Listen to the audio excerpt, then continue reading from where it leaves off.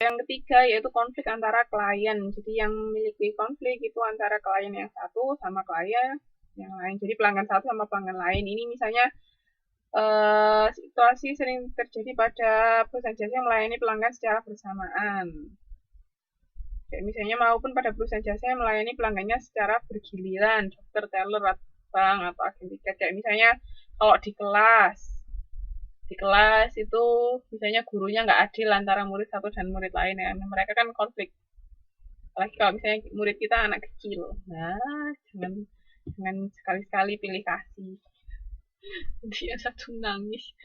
Bisa loh kalau sama anak kecil tuh satu nangis, bisa yang lain ikut nangis. Iya, kayak gimana caranya kan intinya kalau jadi karyawan itu gimana caranya kita bisa bersikap bijaksana ya kok. Nah, konflik-konflik seperti ini bisa terjadi.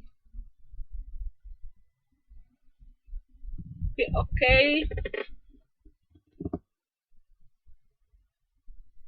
Kayak misalnya ini di kelas ini kalau saya pilih kasih antara satu mbak dengan mbak yang lain. Jadi saya diprotes. Mbak-mbak nanti bertengkar. Iya. Yeah.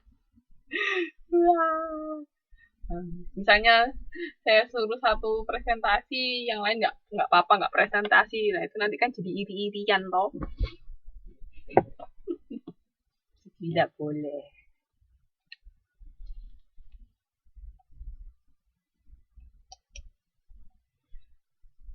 Nah, sekarang strategi penyampaian kualitas jasa melalui karyawan.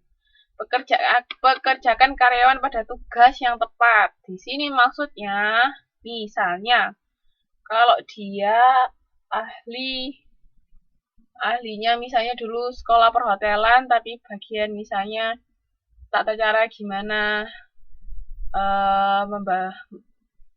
merapikan kamar, maksudnya bagian bersih-bersih, jangan ditempatkan di tempat koki. Kira-kira masuk akal enggak? Dia keahliannya bersih-bersih, tapi ditaruh ke bagian koki. Nanti yang ada di dapur dia nggak masak, malah bersih-bersih. Ya. Misalnya juga koki, dia ahlinya masak, ditaruh di bagian bersih-bersih. Nanti nggak jadi bersih, malah nggak karuan semua.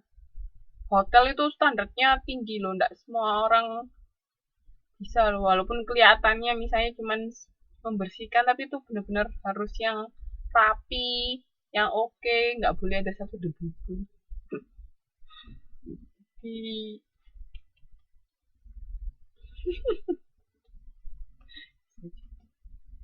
Jadi semua pekerjaan itu pasti ada keahliannya masing-masing. Jadi jangan pernah meremehkan pekerjaan apapun.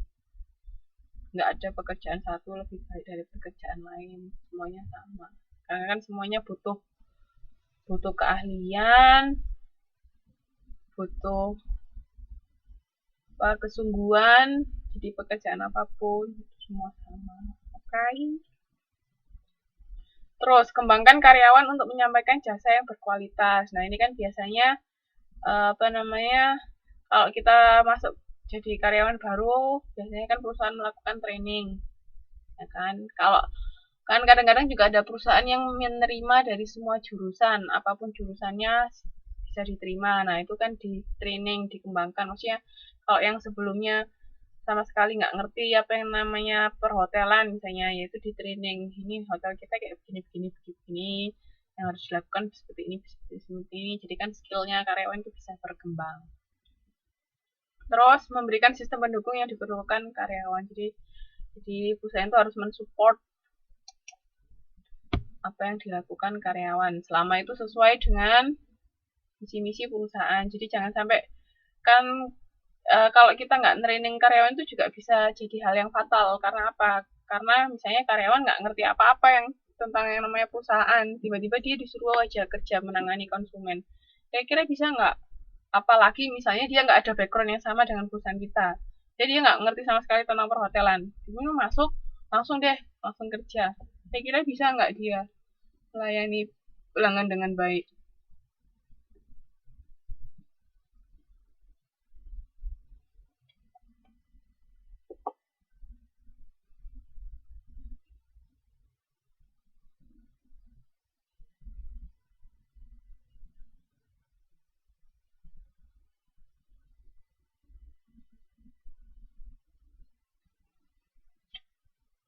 Mm-mm.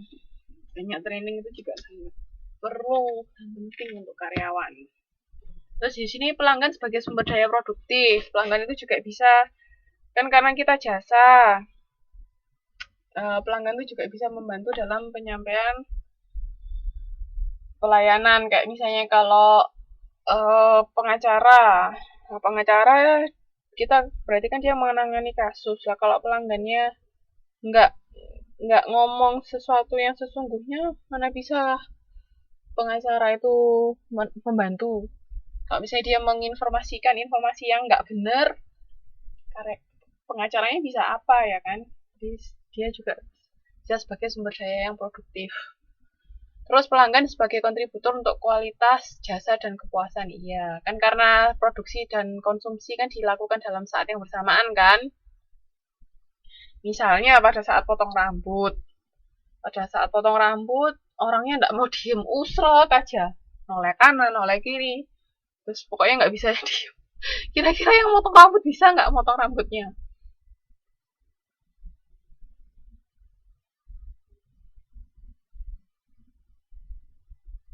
Nanti yang jadinya malah petal ya kan.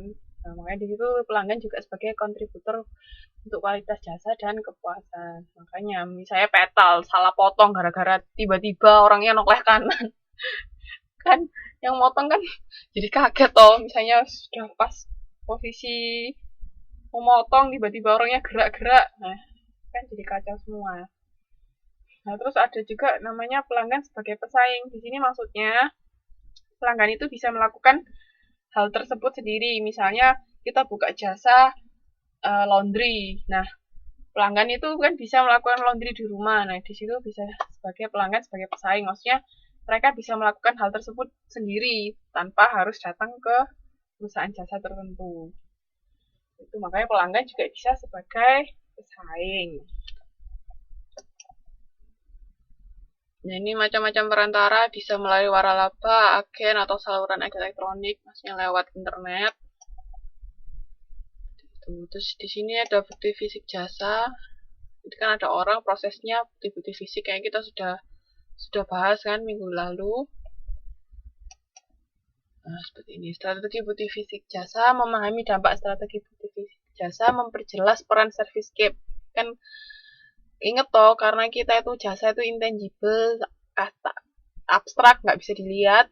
Kayak kita harus bisa menonjolkan bukti-bukti kalau bahwa jasa kita itu ada. Misalnya ruangannya yang oke, tata penataan ruangannya, mungkin bersih, terus habis itu tempatnya nyaman, seperti itu. Terus menilai dan mengidentifikasi bukti fisik, memperbaiki dan memodernisir bukti sama fungsionalitas dalam pekerjaan. Jadi intinya semua bukti fisik itu harus bisa mendukung pelayanan yang kita berikan ke konsumen. Jadi konsumen tuh tahu, oh ini loh ada bengkel Pak Jebrot, ini loh ada taman bermain apa kemarin namanya, gold gold apa? Bentar. Pokoknya taman bermainnya Mbak, yang ada goldnya itu. Nah, dan ya. Sampai di sini sudah selesai. Modul 5 dia mau ditanyakan nggak?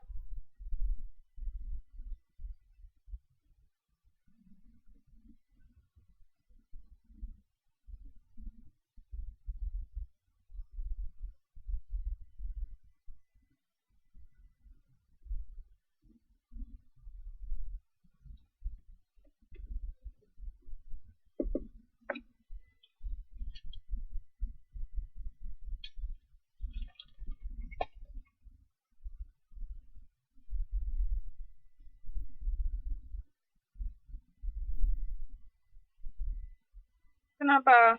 Tanya apa Mbak?